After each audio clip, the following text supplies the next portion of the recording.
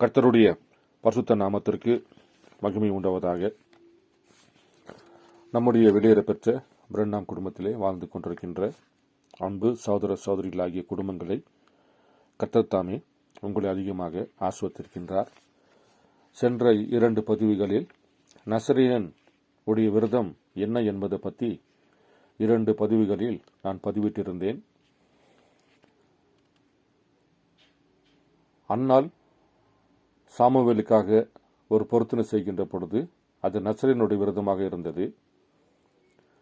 தேவனே சிம்சோனை தனக்கென்று ஒரு பாத்திரமாக, தனக்கென்று ஒரு குழந்தையாக இந்த பூமியிலே தன்னுடைய வார்த்தையை சுமக்க வேண்டும் என்று சிம்சோனை தேவனே ஒரு நசரேயன் என்ன சொல்லக்கூடிய அந்த விரதத்தின்படி தேவன் பிறக்க வைக்கின்றார்.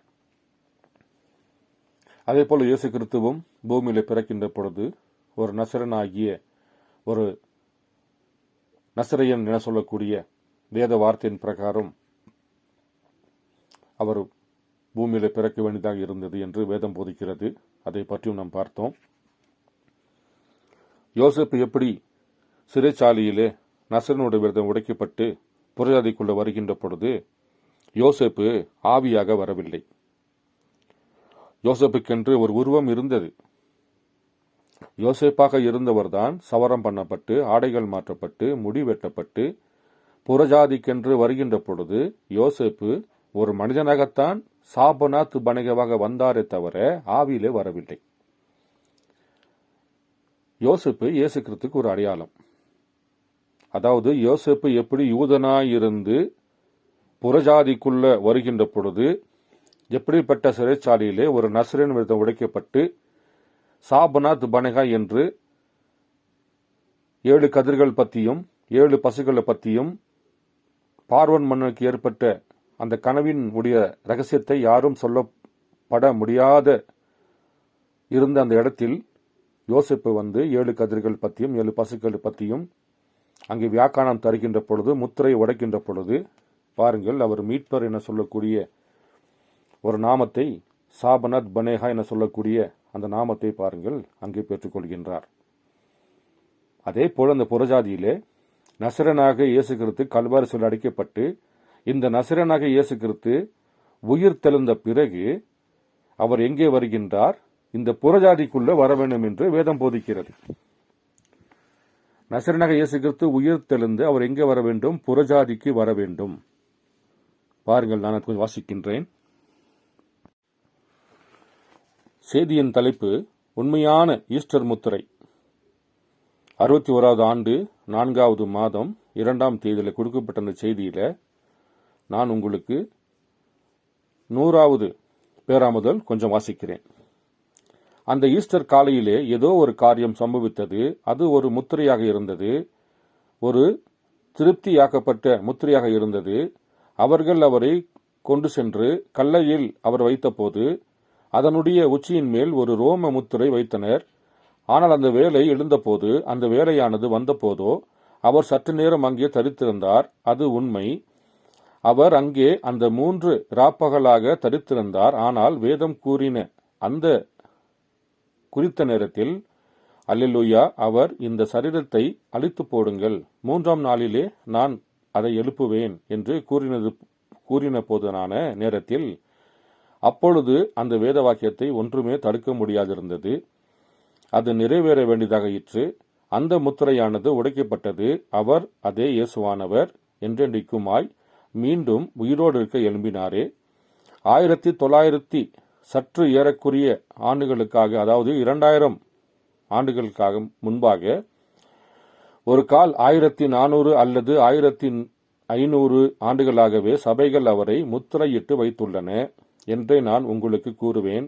ஆனால் அவர் அது கடைசி நாட்களில் நிறைவேறும் என்று தேவன் உரைத்தார். அதை தடுத்து நிறுத்துவதற்கு ஒன்றுமே இருக்கப் போவதில்லையே. சாயங்காலத்திலே ஒரு வெளிச்சம் உண்டாகும். நான் செய்கிற கிரியைகளை நீங்களும் கூட செய்வீர்கள். சாயங்காலத்தில் வெளிச்சம் உண்டாகும். நீங்கள் எத்தனை முத்திரைகளை அதன் மீது வைக்க முயற்சித்தாலும் எனக்கு கவலை இல்லை. தேவன் ஒவ்வொரு முத்திரையையும் உடைத்து போடுவார். அவர் கல்லறையின் முத்திரையை உடைத்து போட்டார். அவர் பாதாளத்தின் முத்திரையை உடைத்து போட்டார். அவர் மரணத்தின் முத்திரையை உடைத்து போட்டார். அவர் கல்லறையின் முத்திரையை உடைத்து போட்டு என்றென்றைக்குமாய் உயிரோடு இருக்கும்படி எழும்பி அவர் தேவனாக இருந்தார். பாருங்கள், ஜனங்களிடத்திலிருந்து முத்திரையிடவே முடியாது என்று காண்பிக்கும்படியாக கல்லறையின் மேலும் மரணத்தின் மேலும் மனிதனால் உண்டாக்கப்பட்ட ஒவ்வொரு காரியத்தின் மேலும் வெற்றி சிறந்தார்.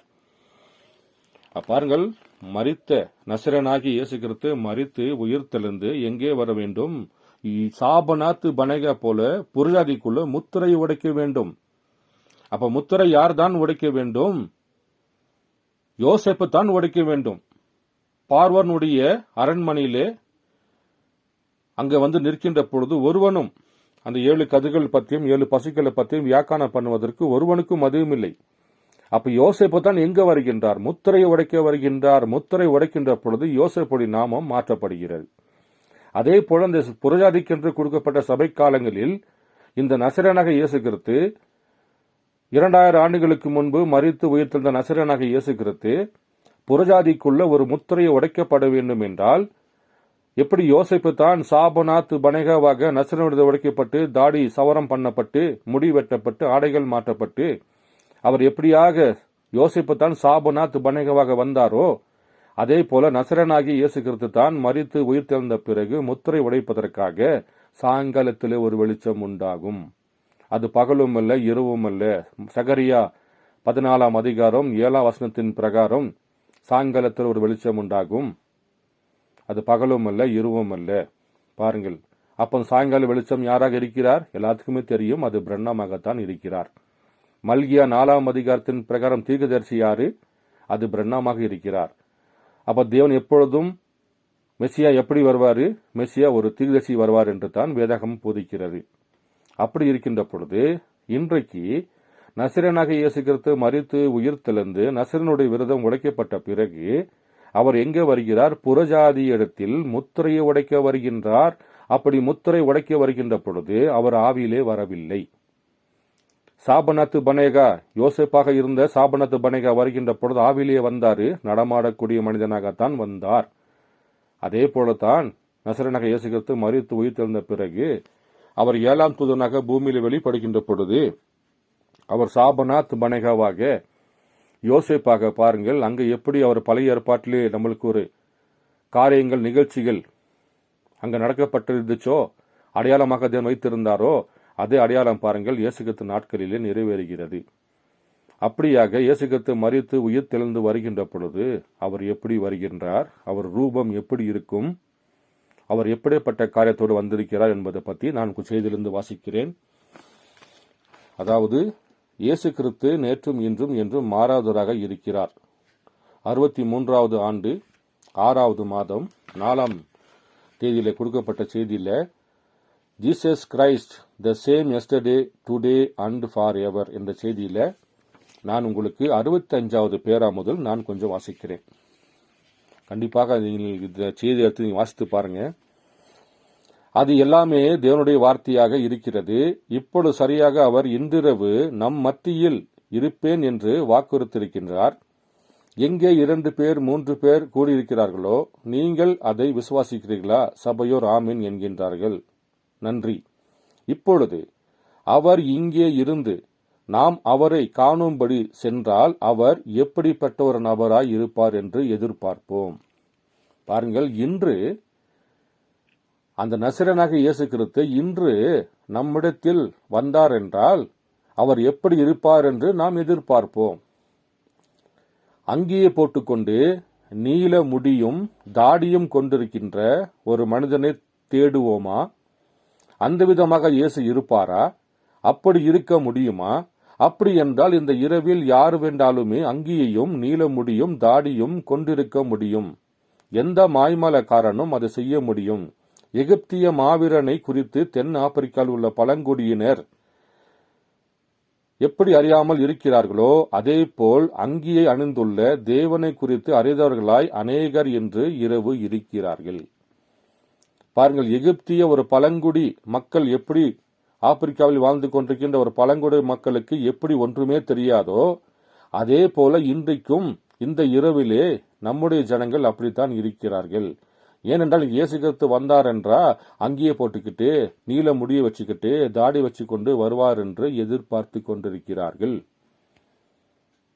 புறஜாதிக்கு வந்த சாபநாத் பனேகா முடி வச்சுட்டு வரவில்லை, தாடி வச்சுட்டு வரவில்லை, முடி வெட்டப்பட்டு ஆடைகள் மாற்றப்பட்டு நடமாடக்கூடிய ஒரு மனிதனாகத்தான் வந்தாரே தவிர அவர் யோசேப்பாக இருக்கின்ற பொழுது அந்த நசரேயனுடைய விருதத்தின் அடையாளத்தோடு அவர் யூதனாக வரவில்லை. அப்ப அதே போல இந்த நசரேயனாக இயேசு கிறிஸ்து இரண்டாம் வருகையிலே புறஜாதிக்கென்று வருகின்ற பொழுது அவர் எப்படி வருகின்றார் பாருங்கள். நசரேயனுடைய விதம் உடைக்கப்படுகின்ற பொழுது அவர் தாடி வச்சு கொண்டு வர மாட்டார், அவர் நீல முடியை வைத்துக் கொண்டு வரமாட்டார், அவர் காயங்கள் தெரும்படியாக வரமாட்டார். அவர் எப்படி வருவார் பாருங்கள். ஒரு உயர் கணத்திற்குரியவராய் எதிர்பார்ப்போமானால் அவ்விதம் காண முடியாது. பாருங்கள், ஒரு உயர் கணத்திற்குரியவராய் நீங்கள் எதிர்பார்ப்பீர் என்றால் அவ்விதம் காண முடியாது. ஏனென்றால் அவர் அந்த விதமாகவும் இல்லை. முதல் வருகையில் அவர் எப்படி எளிமையாக வந்தாரோ அதே போலத்தான் அவர் இரண்டாம் வருகையிலும் எளிமையாக வருவார் என்று அவர் சொல்லுகின்றார். வேறு எப்படி இருப்பார் என்று எதிர்பார்க்கின்றோம்? ஆணியால் உண்டான காயத்தையும் முட்களால் பதிந்த அடையாளத்தையுமா? அதை எந்த வேஷம் போடுகிறவனும் அப்படியாய் வேடமிட கொள்ள முடியும். இன்னும் அது அவராக இருக்க முடியாது. பாருங்கள், ஆணியால் உண்டான காயத்தோடும் முட்களால் பதிந்த அடையாளத்தோடும் அவர் வருவாரு. பாருங்கள், அவர் வரமாட்டார். இது யாரு வேணாலும் செய்யலாம் என்று அவர் சொல்லுகிறார். அப்படி என்றால் அவர் எப்படி வருவார்? சாபநாத் பனேகா எப்படி வந்தாரோ அதே போலத்தான் அவர் புறஜாதியின் மத்தியிலே வருகின்றார். அவர் இன்ன விதமாய் அங்கி அணிந்திருக்கிறார் என்று எப்படி அறிவோம்? மற்றும் அவர் இன்ன விதமாய் தான் உடை உடுத்திருக்கிறார் என்று எப்படி அறிவோம்? நாம் அதை இங்கே ஓவியர்கள் வரைந்துள்ள படத்தில் பார்க்கிறோமே, அவ்விதமாய் காணப்படுவாரா? இல்லை. அது யாரோ ஒருவருடைய கற்பனைகளில் கிறிஸ்து இப்படி இருப்பார் என்று எண்ணி வரைந்த படமாகும். சரி, நாம் அவ்விதமாக எடுத்துக்கொள்வோம் என்றால் அது சரியானதாக இருக்குமா? ஹாப்மேன், சால்மோன் மற்றும் வேறுபட்ட விதமாய் அநேகர் அவரை விவரித்திருக்கிறார்கள். பாருங்கள், அப்ப இந்த ஹாஃப்மேன் பிக்சரை போல ஓவியர்கள் வரைந்தது போல இயேசு கிறிஸ்து இருப்பாரா? இருக்க மாட்டாரே. ஏனென்றால் ஒவ்வொருத்தர் ஒவ்வொரு விதமான ஓவியங்களை வரைந்து வைத்திருக்கிறார்கள். அப்போ ஹாஃப்மேன் சரி என்றால் சால்மான் வரைந்த படம் தவறாக இருக்கும். அப்ப சால்மான் வரைந்த படம் சரி என்றால் ஹாஃப்மேன் வரைந்த படம் தவறாக இருக்கும் என்று அவர் சொல்லுகின்றார். பாருங்கள், ஹாஃப்மேன், சால்மோன் மற்றும் வேறுபட்ட விதமாய் அநேகர் அவரை விவரித்திருக்கிறார்கள். ஆகவே அவர் எவ்விதமாய் காணப்படுவார் என்று அறிவதற்கு குழம்பி விடுவீர்கள். அவர் ஹாஃப்மேன் படத்தில் இருப்பதை போன்று காணப்படுவாரா, அல்லது சல்மான் அல்லது மற்றவர்கள் வரைந்த போல் இருப்பாரா? நமக்கு தெரியாது. ஹாஃப்மேன் சரியாக இருப்பார் என்றால் சல்மான் தவறாக இருக்கின்றார். பாருங்கள், சல்மான் சரியா இருந்தால் ஹாஃப்மேன் தவறாக இருக்கிறார். பாருங்கள், ஆகவே எது சரியானது என்று எடுத்துக்கொள்ள உங்களுக்கு தெரியாது. அவரை நாம் எப்படி அடையாளம் கண்டு கொள்ள முடியும்? பாருங்கள், புகைப்படத்தை வைத்துக் கொண்டு அவர் இப்படித்தான் வருவார் என்று சொல்வது நாம் எப்படியுமே எடுத்துக்கொள்ள முடியாது. ஏனென்றால் அவர் தாடியை வைத்துக் கொண்டோ, முடியை வைத்துக் கொண்டோ, முள்முடி சீட்டு கொண்டோ, அங்கியை போட்டுக்கொண்டோ, காயங்கள் கையில் வைத்துக் கொண்டோ அவர் வரவே மாட்டார். அல்லது ஹாஃப்மேன் வரைஞ்ச படத்தில் வருகிற உருவத்தை போலவோ, அல்லது சல்மான் வரைந்திருக்கிற அந்த ஓவியத்தை போலவோ அவரும் அப்படியாக இருக்க மாட்டார்.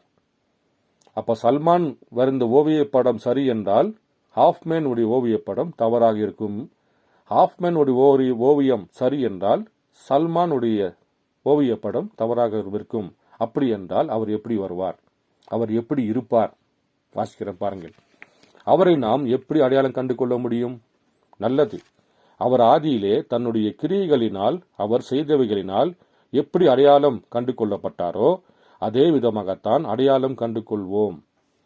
அப்ப தேவன் இயேசு கிறிஸ்துவாக முதல் வருகையில் அவர் எப்படிப்பட்ட வார்த்தையின் நிறைவேறுதலாக ஆதியாமத்திலிருந்து மல்கியா வரைக்கும் சொல்லப்பட்ட அனைத்து வார்த்தையினுடைய நிறைவேறுதலாக வந்தாரோ அதே போல இன்று நமக்கென்று கொடுக்கப்பட்ட வார்த்தையின் நிமித்தமாக வேத வார்த்தைகள் அவர் எப்படி வெளிப்படுவார் என்று வேதம் போதிக்கிறதோ அந்த வார்த்தையின் பிரகாரம் நிறைவேறுதலாகத்தான் வருவார். பிதாவின் கிரியைகளை நான் செய்யவில்லை என்றால் என்னை விசுவாசிக்க வேண்டாம் என்று சொன்னார். ஆனால் கிரியை செய்யும் பொழுது என்னை விசுவாசிக்கவில்லை என்றாலும் என்னை பற்றி சாட்சி கொடுக்கிற என் கிரியையை விசுவாசிங்கள் என்று சொன்னார். அவைகளே என்னை குறித்து சாட்சி கொடுக்கிறது. நான் என்னவாக இருக்கிறேன் என்பதை அவைகள் சொல்லும். அவர் அப்படி அதை வெளிப்படுத்துவதற்கு எது அவரை அந்த விதமாக செய்தது என்று கண்டறிய வேண்டும். நேற்றைய தினத்தில் இயேசு கிறிஸ்துவை எது அடையாளம் காட்டினதோ அதே காரியம்தான் இன்றைய தினத்திலும் அவரை அடையாள காட்ட வேண்டியதாய் இருக்கிறது. அவர் முதல் வரிகளே வந்தப்போ இயேசு கிறிஸ்துவ ரூபத்தை பழைய ஏற்பாடு பைபிள்ல புகைப்படமாக அச்சிடப்படவில்லை. அல்லது இயேசு கிறிஸ்து இப்படித்தான் இருப்பார் என்று ஒரு புகைப்படத்தை அந்த காலத்தில் யாருமே தரவில்லை, யாருமே புகைப்படத்தை பிடிக்கவில்லை. அப்படி இருக்கின்ற பொழுது அப்ப இயேசு கிறிஸ்து தான் தேவனுடைய குமாரன் சொல்வதற்காக எப்படிப்பட்ட அடையாளங்கள் அவருக்காக வானத்திலும் வேத வார்த்தைகளும் இவர்தான் கிறிஸ்து சொல்லக்கூடிய அடையாளத்தை வேத வார்த்தைகள் கொண்டு இவர்தான் தேவன் என்று வேத வார்த்தைகள் நிறைவேற்றி காண்பிச்சோ, அதே போல இரண்டாம் வருகையில் வருகின்ற பொழுதும் இயேசு கிறிஸ்து இரண்டாம் வருகையில் வருகின்ற பொழுது அவர் என்ன செய்வார், அவர் எதற்காக வருகிறார் என்று வேத வார்த்தைகள் போதிக்கிறதோ அந்த வேத வார்த்தையின் நிறைவேறுதலாகத்தான் வருவார். அப்ப யோசப்பாய் இருந்தவர் சாபநாத் பனேகாவா எதுக்கு வந்தார்? பார்வோன் மன்னன் கண்ட கனவுக்கு அந்த 7 கதிர்களுக்கும் 7 பசுகளுக்கும் அந்த வியாக்கானம் யாருக்குமே தெரியாமல் இருப்பதனாலே சிறைச்சாலைக்குள்ள இருந்த யோசப்பை முடியை வெட்டி சவரம் பண்ணப்பட வைத்து ஆடைகள் மாற்றப்பட்டு இந்த புறையறைக்குள்ள 7 கதிர்கள் 7 பசுகளுடைய முத்திரையை தான் உடைக்க வந்தார். அப்படி உடைக்க வருகின்ற பொழுது பாருங்கள், யோசேப்பு சாபநாத் பனேகாவாக வருகின்றார். அதே போல இன்றைக்கும் வெளிப்படுத்தல் புஸ்தகம் 5ஆம் அதிகாரம் சொல்லுகிறது, இந்த முத்திரையை திறப்பதற்கும் உடைப்பதற்கும் பார்ப்பதற்கும் யாருக்குமே அனுமதி இல்லை. எந்த மனுஷனும் பூமியிலும் சரி வானத்திலும் வானத்திலும் கீழே இருக்கிற பூமியிலும் பூமியின் கீழே இருக்கிற பாதத்துக்குள்ளும் பாருங்கள், எந்த மனிதனுக்கும் அனுமதி இல்லை. யாருமே உடைக்க முடியாது. யார் தான் உடைக்கணும்? ஆட்டுக்குட்டியானவர் தான் உடைக்கணும் என்று வேதம் போதிக்கிறது. அப்போ அந்த ஆட்டுக்குட்டியானவர் முத்திரையை உடைக்க வேண்டும் என்றால் அவர் ஆவியிலே வரமாட்டார். ஏனென்றால் யோசேப்பு சாபநாத் பனேகாவாக வருகின்ற பொழுது ஆவியிலே வரவில்லை. நடமாடக்கூடிய மனிதனாக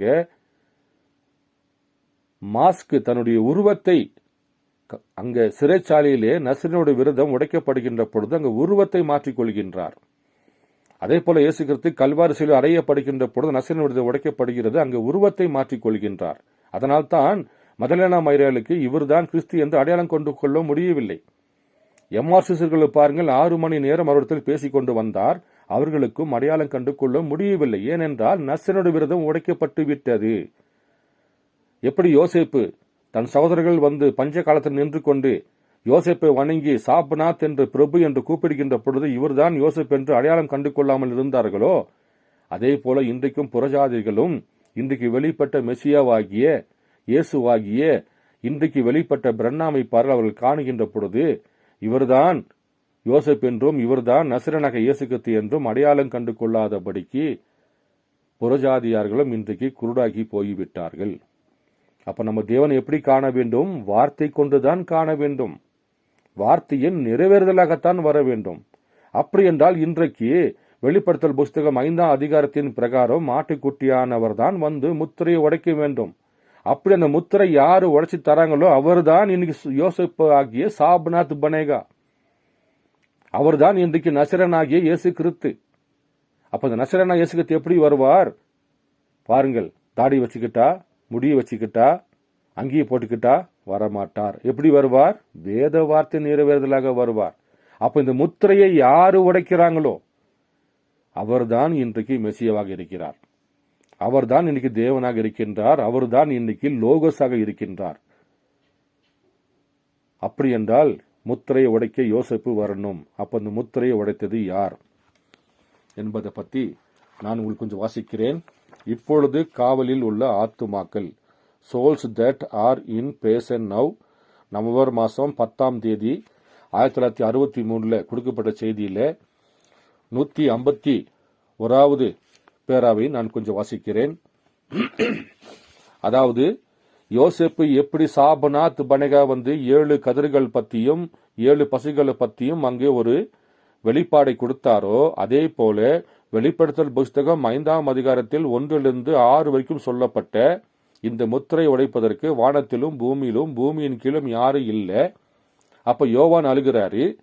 யோவான் அழுகின்ற பொழுது மூப்பர் சொல்றாரு, யோவான் அழுகாதே, இதோ தாவீதினுடைய வேறுமானவர் ஒருத்தர் வர போறாரு, சிங்கம் வருது, அழுகா சொல்கின்ற பொழுது அங்க யார் முத்திரை உடைச்சார்? வாசிக்கிறேன் பாருங்கள். 151வது 52வது பேராவை நான் வாசிக்கிறேன். அவரை கவனியுங்கள், அநேக போலிகளும் மற்றெல்லாருமே எழும்புவார்கள், ஆனால் உண்மையாகவே யாராகிலும் ரட்சிக்கப்படுவார்கள்.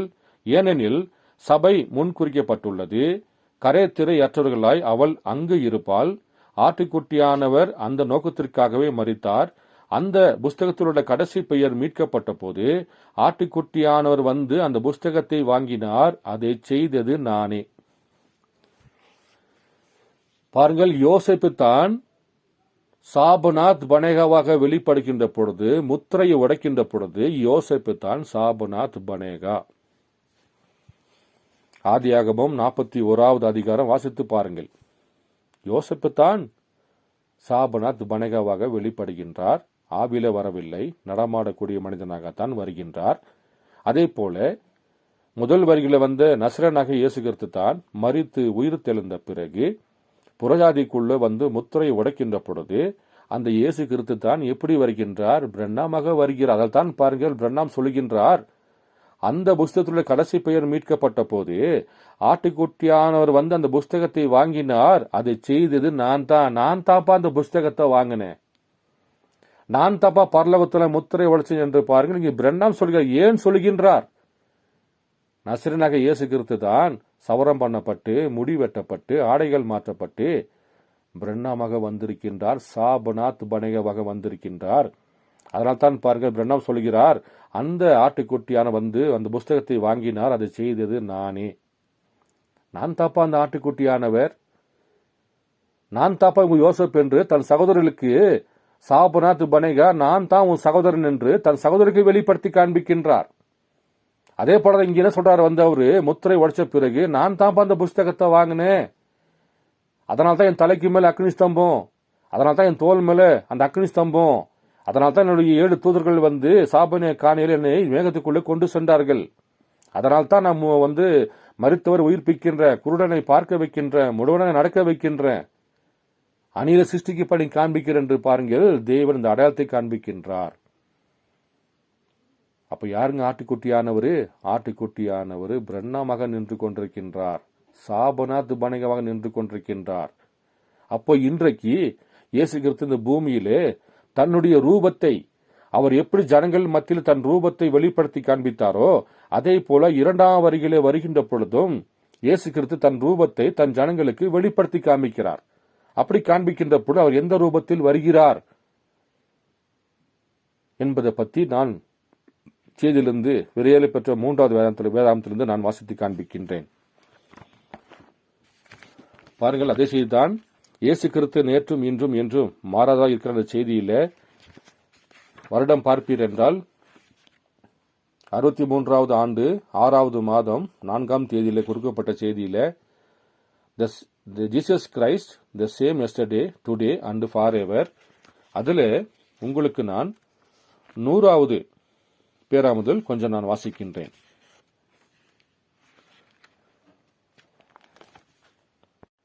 மன்னிக்கவும், யூதருடைய ராஜாவானவர் எங்கே என்ற செய்தியில்தான், யூதருடைய ராஜாவானவர் எங்கே, where is the king of the Jews என்ற செய்தி வருடம் நீங்கள் பார்ப்பீர் என்றால் 1958 டிசம்பர் மாதம் 21ஆம் தேதியிலே கொடுக்கப்பட்ட செய்தியில 100வது பேரா, அதாவது இயேசு கிறிஸ்து இன்றைக்கு எப்படிப்பட்ட உருவத்தில் வந்திருக்கின்றார், இந்த கடைசி நாட்களிலே அவர் எப்படிப்பட்ட உருவத்தில் வந்திருக்கின்றார், அதாவது 94வது பேரா யூதனுடைய ராஜாவானவர் என்கின்ற செய்தியில 94வது பேராவை நான் வாசிக்கிறேன். இன்றைக்கு அவருடைய புகைப்படத்தை கூட காணும்படியான கிறிஸ்துவர்களாக நம்மை உணர் உள்ளவர்களாக்கி உள்ளதை குறித்து நீங்கள் என்ன நினைக்கிறீர்கள்? பாருங்கள், இந்த கடைசி நாட்களிலே இன்றைக்கு அவருடைய புகைப்படத்தை கூட காணும்படியான கிறிஸ்தவர்களுக்காக அவர் நம்மை உணர் உள்ளவர்களாக குறித்து நீங்கள் என்ன நினைக்கிறீர்கள்? அப்போ இன்றைக்கு அவருடைய புகைப்படத்தை இந்த கடைசி நாட்களிலே வாழ்ந்து கொண்டிருக்கின்ற கிறிஸ்தவர்களுக்கு தன்னை வெளிப்படுத்தி காண்பிக்கின்றார். அப்படி காண்பிக்கின்ற பொழுது நானே இப்பொழுது 100% முதன்மையான அந்த ஒன்றையே உடையவனாக இருக்கிறேன். எப்படிங்க அவர் சொல்ல முடியும்? நான் தாப்பா இயேசு கிறிஸ்துவுடைய புகைப்படத்துக்கு நான் தாப்பா 100%, என்னுடைய முகம்தான் 100% என்று சொல்கின்றார். ஏனால சாபநாத் பனேகா நான் தான் யோசப் என்று சொல்லுகின்ற பொழுது இந்த பிரண்ணாம பாருங்கள், நான் தாப்பா நசரேயனாக இயேசு கிறிஸ்து, அவருடைய புகைப்படம் நான் தான் 100%, என்னுடைய நான் தான் இயேசு கிறிஸ்து. இன்றைக்கு இந்த கிறிஸ்துவர்களுக்கு இயேசு கிறிஸ்துவோட புகைப்படம் நான் தான் 100%, நான் தான் நசரேயனாக இயேசு கிறிஸ்து என்று சொல்லுகின்றார். மேலும் வாசிக்கிறேன். இன்றைக்கு அவருடைய புகைப்படத்தை கூட காணும்படியான கிறிஸ்தவர்களாக நம்மை உள்ளவர்களாக்கி உள்ளதை குறித்து நீங்கள் என்ன நினைக்கிறீர்கள்? நானோ இப்பொழுது 100% முதன்மையான அந்த ஒன்றையே உடையவனாக இருக்கிறேன். நானேப்பா இயேசு கிறிஸ்துவாக நிற்கிறேன். என்னுடைய உருவம், என்னுடைய முகம் பாருங்கள், இது இந்த கடைசி நாட்களிலே இயேசு கிறிஸ்துவாக, நசரேயனாகிய இயேசு கிறிஸ்துவாகத்தான் தேவன் இந்த உங்களுக்கு என்னுடைய முகத்தை புகைப்படமாக தந்திருக்கின்றார் என்று தான் சொல்லுகின்றார். ஏன் சொல்ல வேண்டும்? சாபநாத் பனேகா எப்படி தன் சகோதரர்களுக்கு நான் தான் உங்க யோசப் என்று சொன்னாரோ அதே போல பாருங்கள், இந்த கடைசி நாட்களிலே புறஜாதிக்குள்ள வருகின்ற பொழுது நசரேயனாக இயேசு கிறிஸ்து தான் பிரண்ணாமாக வந்திருக்கின்றார். அப்போ அப்படி வருவதனால் தான் பாருங்கள், அவர் மரித்தவரை உயிர்ப்பித்து காண்பிக்கின்றார், மெசியாவோட அடலத்தை காண்பிக்கின்றார், தீர்க்கதரிசியோட அடலத்தை காண்பிக்கின்றார். லோகோஸ் ஆகிய அக்னிஸ்தம்பம் தலைக்கு மேலே இருப்பதனாலே அவர் லோகோஸ், அவர் ஏலோயிம் என்று பாருங்கள், இந்த அடையாளங்கள் அவரை சுட்டி காண்பிக்கிறது.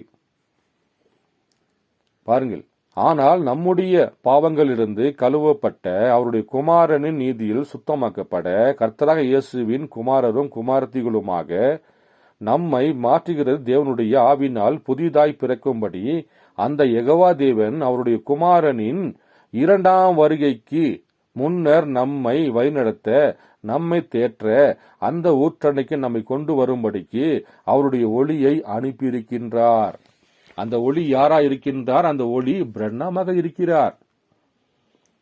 நசரேயனாகிய புகைப்படம் யாராக இருக்கின்றார்? இன்றைக்கு அவர் பிரண்ணாமாக இருக்கிறார் என்று செய்தி போதிக்கிறது.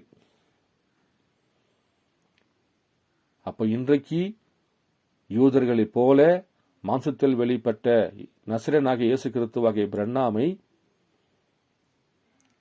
மறுதலிக்கின்ற பொழுது யூதர்கள் எப்படி முதல் வரிகளை யெகோவா தேவனாகிய இயேசு கிறிஸ்துவை மறுதலித்தார்களோ அதே போல புறஜாதியும் நசரேயனாகிய இயேசு கிறிஸ்துவாகிய பிரண்ணாமையும் மறுதலித்து விட்டார்கள். அப்படி மறுதலிக்கின்ற பொழுது தேவன் எப்படி உங்களுக்கு தன்னை வெளிப்படுத்துவார்? முதல் வரிகளே வார்த்தை விசுவாசிக்காமல் பரிசுத்த சகோதரர்கள் எல்லாருமே பாரம்பரியத்தில் இருக்கின்ற பொழுது தேவன் தன்னை அவர்களுக்கு மறைத்துக் கொண்டார். ஆனால் தான் முன்குறிக்கப்பட்ட பிள்ளையாகிய சமாரிய பெண்ணுக்கும் பேதுருவுக்கும் நாத்தான்வேலுக்கும் பவுலுக்கும் பாருங்கள், தேவன் தன்னை வெளிப்படுத்தி காண்பித்தார். அதே போல இன்றைக்கும் தேவன் உங்களை யாரை நேசிக்கிறாரோ அந்த பிள்ளைகளுக்கு தான் இந்த புகைப்படம் யார் என்பதை தன்னை வெளிப்படுத்தி காண்பிக்கின்றார். என் தலைக்கு மேலே அக்னிஸ்தம்பம் இருக்கிறது, அதுக்கு என்ன அடையாளம் என்பது வேத வார்த்தை கொண்டு பாருங்கள், தேவன் நமக்கு முன்குறிக்கப்பட்ட பிள்ளைகளுக்கு மாத்திரமே வெளிப்படுத்தி காண்பிக்கின்றார். அப்படியாக இருக்கின்ற பொழுது இன்றைக்கு நசரேயனுடைய விரதம் உடைக்கப்பட்ட பிறகு இந்த யோசேப்பு எப்படி சாபநாத் பனேகாவாக வந்து 7 கதிர்கள் 7 பசுகளை பற்றி ஒரு வியாக்கானம் கொடுத்து புறஜாதி பெண்ணை திருமணம் பண்ணி பார்வோனுடைய முத்துரை மோதிரத்தை சாபநாத் பனேகாவிலே போட வைத்து இனி யோசேப்புடைய அனுமதி இல்லாமல் ஒருவன் கையும் காலும் மாட்டக்கூடாது என்று சொல்லி யோசேப்பு வருகின்ற பொழுது எக்காலம் ஊதப்படுகின்ற பொழுது எல்லோருமே யோசேப்பு ஆகிய சாபநாத் பனேகா முன்பாக முழங்கால் படியிட கட்டளை கொடுத்தாரோ அதே தாங்க பரலோகத்தில் என்ன பண்ணிட்டாங்க, முத்திரையை உடைச்ச உடனே பாருங்க என்ன நடந்துச்சு. அங்க எல்லோருமே ஆட்டுக்குட்டியானவரை வணங்கினார்கள். பரலோகத்திலும் வழங்கினார்கள், பூமியிலும் வழங்கினார்கள். ஏனென்றால் தேவரீர் எங்களுடைய ராஜாக்களுக்கு முன்பாக எங்களை நீங்கள் ஆசாரிகளாகவும் தேவகுமாரர்கள் உயர்த்தினீர் என்று சொல்லுகின்ற பொழுது பாருங்கள், பாடல் நிறுத்தின சேராபின்கள் மூப்பர் எல்லோரும் பாருங்கள் இந்த ஆட்டுக்குட்டியானவரை பரலோகத்தில் வணங்கினார்கள்.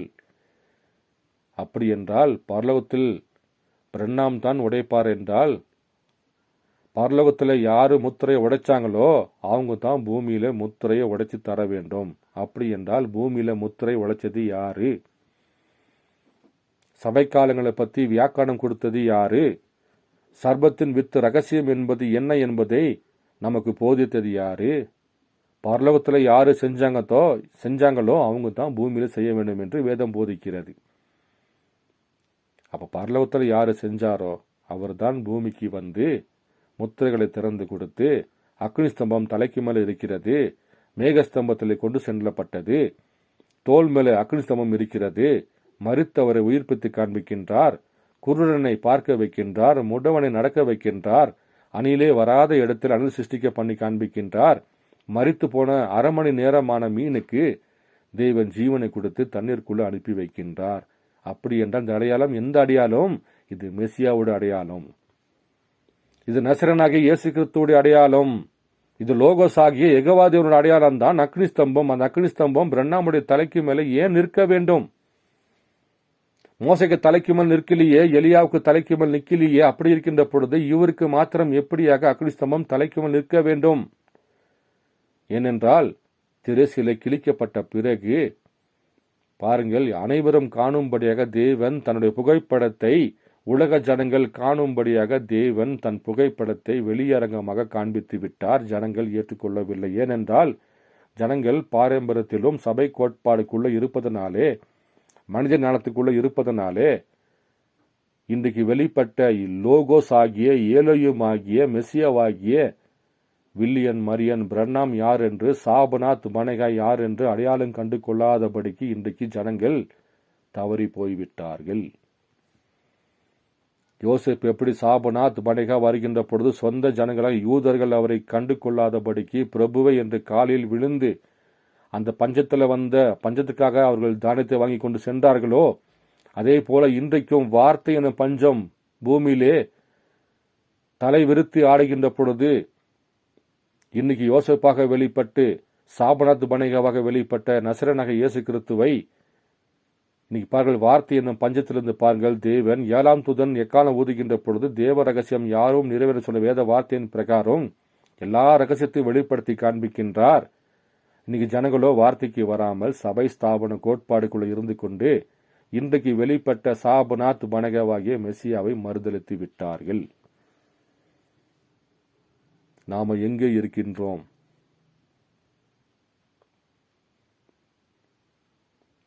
பாருங்கள், அடுத்த பேராவில் இன்னும் நிறைய விதமான பேராக்கள் உண்டு. அடுத்த பதிவில் நான் பதிவிடுகிறேன். கர்த்தர் உங்களோடு இருப்பாராக. ஆமீன்.